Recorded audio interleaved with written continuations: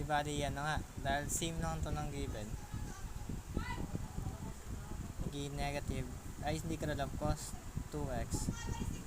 Cos x. Minus. Lipat lang natin ito nasa dulo ng kamukha niya. Integral of cos 2x. Cos x. Tapos, eto ng dalawa. 1/2 sine equals 1/2 sine 2x cos x minus 1/4 sine x cos 2x.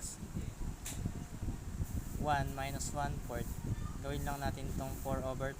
4/4 is equal sa 1, kaya 1 lang din to. Ibig sabihin, ginawa ko lang 4/4 para mas madali natin mapag-minus and mapag-add to.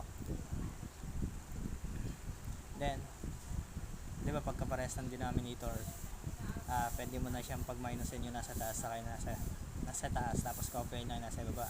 Hindi 4 na agad nasa baba. Negative 1 minus 4 is 3. Integral of cos 2x cos x, tapos equals 1/2 sine 2x cos x minus 1/4 sine x cos 2x. I-divide mo lang sa both side. 3/4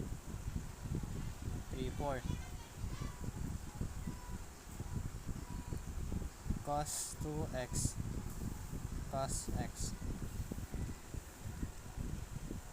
Di ba ang turo ko sa'yo pagka ganito,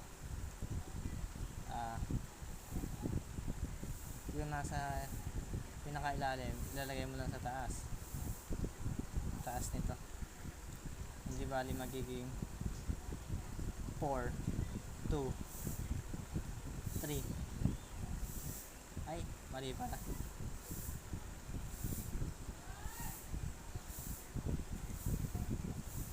Equal yan, di ba? Hindi bali ganyan. Yung nasa gitna tapos nasa taas. Ibig sabihin 4 times 1 is 4, tapos 3 times 2 is 6, tapos copyin yun, sine 2x cos x. Ito naman 4 times 1 and negative 1 is negative 4 times 3 times 4 naman is 12 sine x cos 2x. Then simplify lang natin. 4 divide 6, yung 4 divide mo sa 2 is 2, tapos yung 6 divide mo sa may 2 is 3 sine 2x cos x. 4 divide 3 is 1/3 sine x